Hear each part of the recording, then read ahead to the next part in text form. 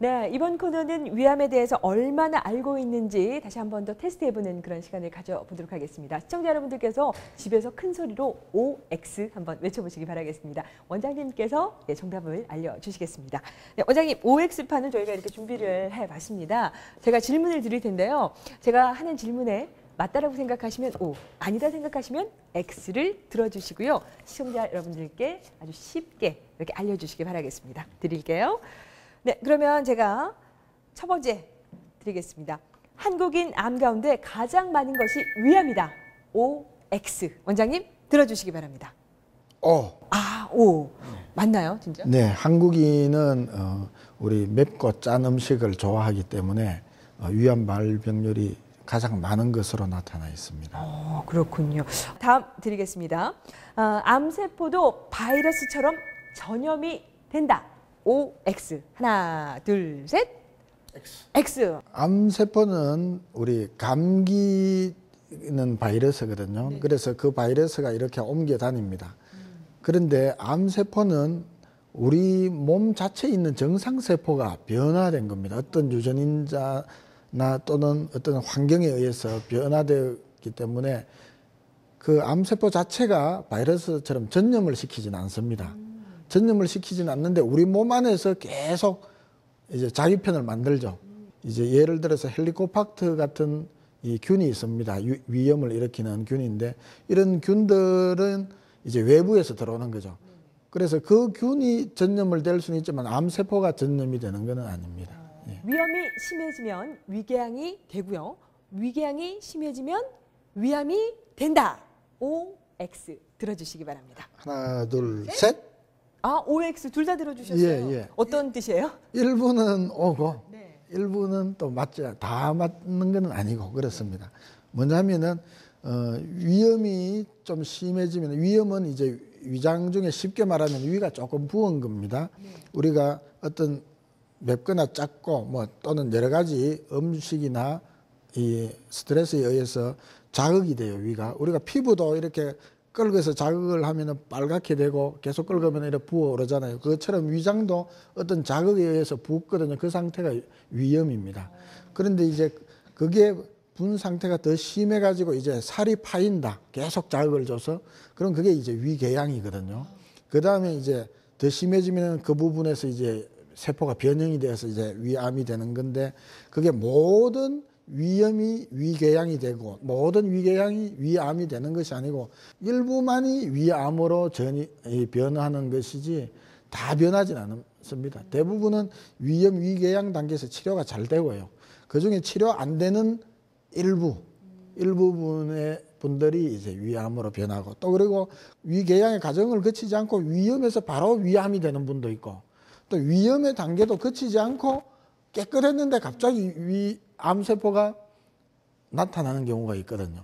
그렇기 때문에 일부는 맞고 일부는 아닌 그런 답이 되겠습니다. 그러면은 그 위염도 없고 위궤양도 없는데 곧바로 이렇게 암이 생기는 경우는 예, 어떤 경우? 갑자기 우리 몸에 이 세포가 이 면역이 떨어지면서 이제 암세포로 변하는 거죠. 그래서 원래 이 암세포는 매일 정상인도 3,000개에서 6,000개 정도가 생긴다고 그래요. 그러는데 우리 몸 자체에서 그 면역세포가 그 세포들을 다 죽입니다. 그런데 면역이 약하면은 위험이 없는 상태에서도 그 세포가 남아있겠죠. 안 죽고. 그러다가 보면 바로 암세포가 발견이 되는 경우가 그러니까 일단은 면역 세포 관리를 잘하고 이렇게 전체적으로 몸이 건강해야 건강해야 이렇게 암이 발병을 하지 않는 거군요. 네. 예. 네, 예전에는 암에 걸리면 모두 다 죽는다, 무서운 병이다라고 알고 있었는데 요즘에는 뭐 현대의학이 발달을 하면서 암에 걸려도 이제 뭐 죽지 않고 건강하게 살아갈 수 있다라고 생각을 하시는 것 같아요. 네. 이제는 암에 걸려도 조기에 발견만 하면은 대부분 죽지 않아요. 네, 원장님 감사합니다. 이렇게 또 이렇게 중간중간에 시청자 여러분들께 웃음을 드리십니다. 역시 김경동 박사님. 네, 알고는 있지만 실천을 하지 않아서 병을 키우는 분들 많이 계실 겁니다.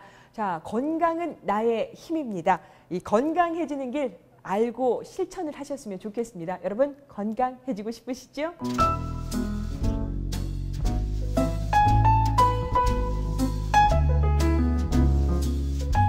네, 지금 여러분은 건강은 나의 힘 함께 하고 계십니다.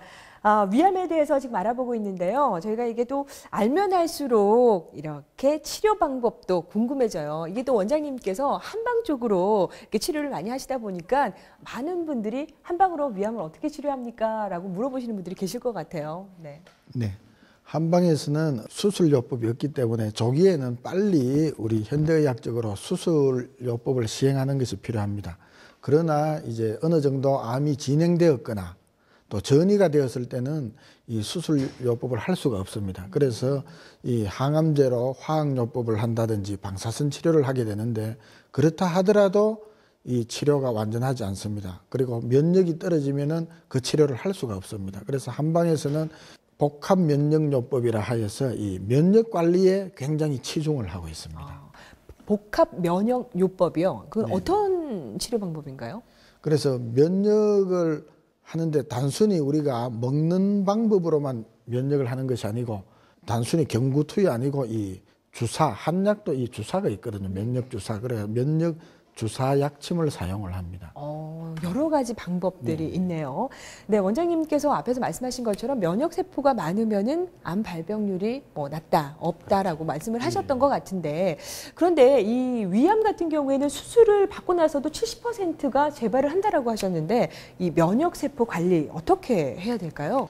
예, 면역 세포가 굉장히 중요합니다. 우리 몸에는 이 암 세포를 스스로 이렇게 잡아먹는 면역세포가 있습니다. 이 면역세포를 특별히 우리 의학계에서는 NK세포라고 이렇게 명명을 했는데요. 특별히 이제 우리 다른 세포는 공격하지 않고 암세포만 찾아서 잡아서 죽이는 이 세포가 되겠습니다. NK세포. 이것이 면역세포인데, 그래서 이 면역요법이 굉장히 중요합니다. 그 암의 면역세포, 그 이름이 NK세포라고 말씀을 하셨는데, 자, 그렇다면은 이 NK세포 어떤 건지 조금 더 알아봐야 될 것 같은데, 원장님 좀 자세하게 설명 좀 부탁드릴게요.